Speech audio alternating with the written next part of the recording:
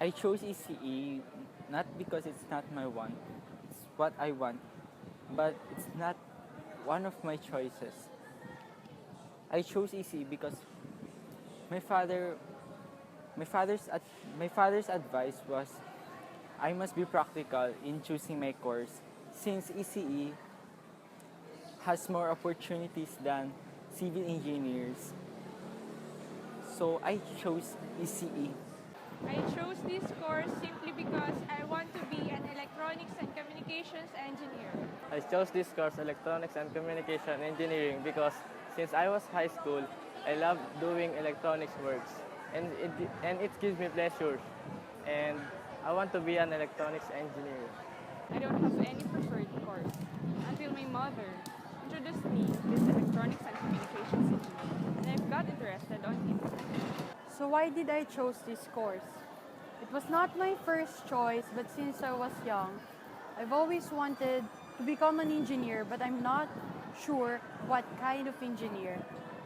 So I chose electronics engineering. So here I am, aspiring to become one. I chose this course because I really want to become an electronics engineer and at the same time communications engineer. And I think this is the best course that fits for me. I chose Electronics and Communications Engineering because I believe that I have potential in this course. So we're here at Santa Lucia High School in Pasig City, and this is my alma mater. And we are going to ask some students here of what they are going to take in college and if they already knew our course or is Electronics and Communications Engineering. Ang course na gusto kong i-take sa college is education. Nurse po.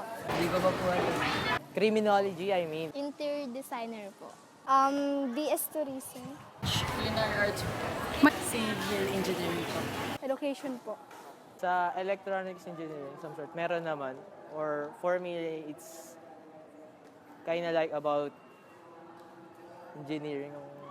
About focusing nila electronics. More like computers or wires or something that is related to That's Engineering.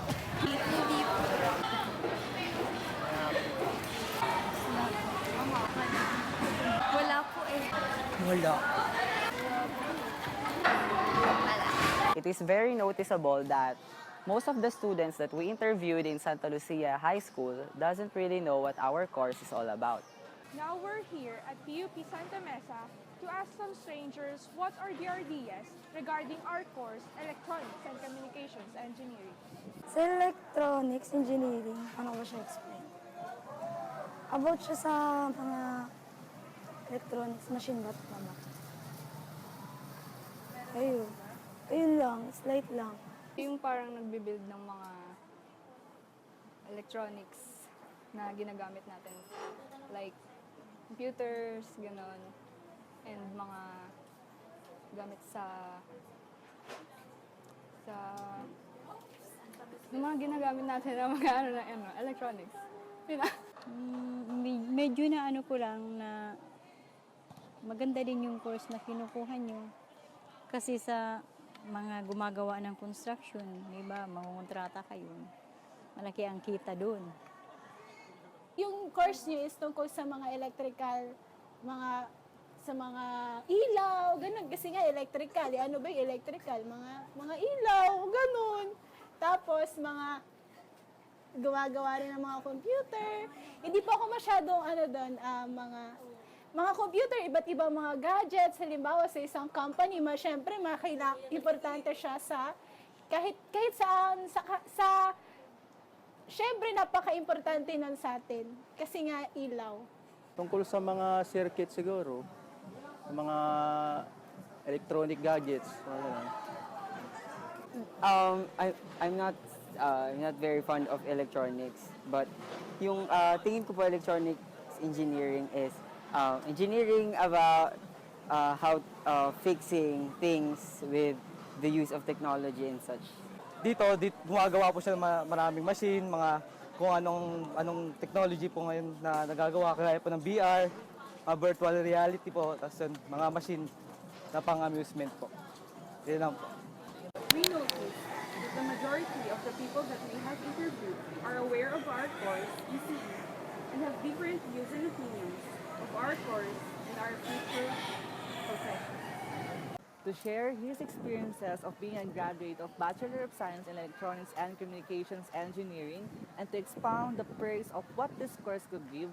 Here is Engineer Melvin B. Catanghal, an infrastructure software engineer of a well-known information technology company in the Philippines. Pero siguro one of the most amazing things that I experienced during time na siguro nag-college ako being an ECE student is that nakakatuwa na you can do something as a student that hindi lahat nagagawa yung bagay na yun. And also, there is a family no, inside the there's a family inside the school, especially for the ECE, PUP ECE, isa yun sa pinakamalaking crowd of students eh. And aside from that, ayun, there's a parang a family culture build relationship with the professors, with your classmates.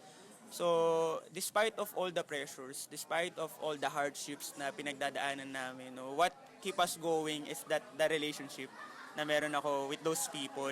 And as an EC student, you also have all the opportunities that you want. And that's the benefit of our course. We are so diverse when it comes to opportunities. You can pursue everything that you wanted actually, except for example, syempre out of the scope. Pero in almost all the companies, they have electronics department. Meron basta may makita ka lang na umiilaw, may dumadaan na kuryente, that's part of electronics and you can also be part of that. So all the gadgets that you are using today, it is built because of electronics, semiconductors and everything.